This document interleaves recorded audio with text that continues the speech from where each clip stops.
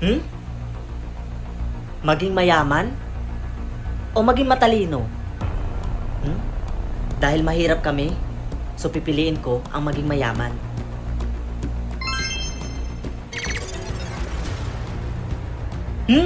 Unlimited yung balance ko? So it means, mayaman na ako. Ma, alis na po ako. Punta na po ako sa school. Wait anak, hindi ka na namin kayang pag-aralin ng tatay mo. Ha? Bakit po? Kasi anak, wala na kaming pambayad ng tuition fee mo anak. Ma, gusto ko pong makapagtapos. Gusto ko pong matapos yung college ko. Anak, pasensya ka na. Pero hindi na talaga namin kaya ng tatay mo. Alam mo ma, huwag mo na pong problemahin yung tuition ko. Ha? Bakit naman anak? O yan ma, i-check mo yung balance mo. Oh my God, may nagsend ng 1 million. Ikaw ba yun anak? Naku, maraming salamat. Nandito na yung boy mahirap, ang luma at ang pangit ng suot niya. May problema ka ba? Oo, ikaw. Kaya lumayo ka nga sa akin, ang baho mo, boy mahirap.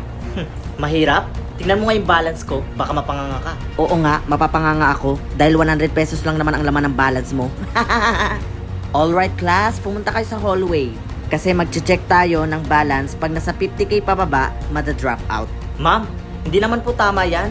Kawawa naman po yung mga mahihirap na gusto makapag-aral. Ang sabihin mo, natatakot ka lang dahil di aabot yung pera mo sa 50k. Tumahimik ka nga dyan. Konti na lang, ipapakita ko na sa'yo yung bank account ko. Yes sir! Tumigil lang nga kayo, pumunta kayo sa hallway ko. Nag-iinaway pa ka mga pistikam. Hoy, I have a challenge. Kung mas mataas pa ako sa'yo, magiging slave ka sa akin habang buhay. Ano, deal? Okay, sige. I accept the challenge. Pero kapag nanalo ako, didilaan mo yung pa ako. Okay, deal. Alam ko namang ako mananalo eh.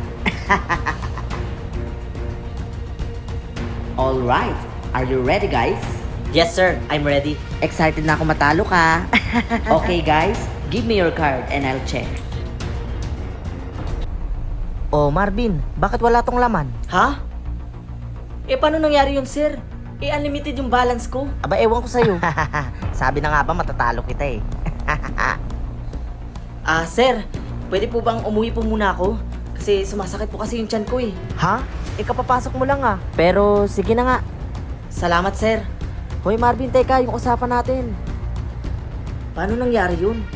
Eh unlimited naman yung balance ko. Bakit hindi makita ni sir sa card ko?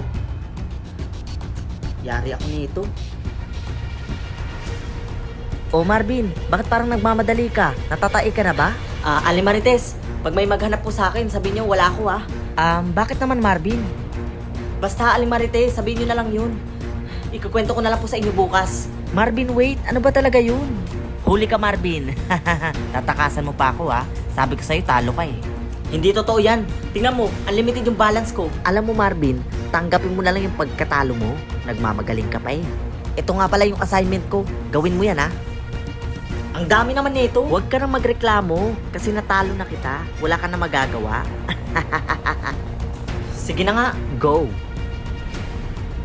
Ay, nakakainis naman. O anak, bakit ka nakasimangot? Anong pinaproblema mo dyan?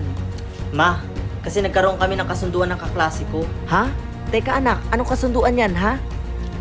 Yung balance ko kasi ma, walang nakita si sir. Anong walang nakita? Totoo ba yan? Ano, lumayas ka dito Sinasabi ko sa'yo, lumayas ka na dito.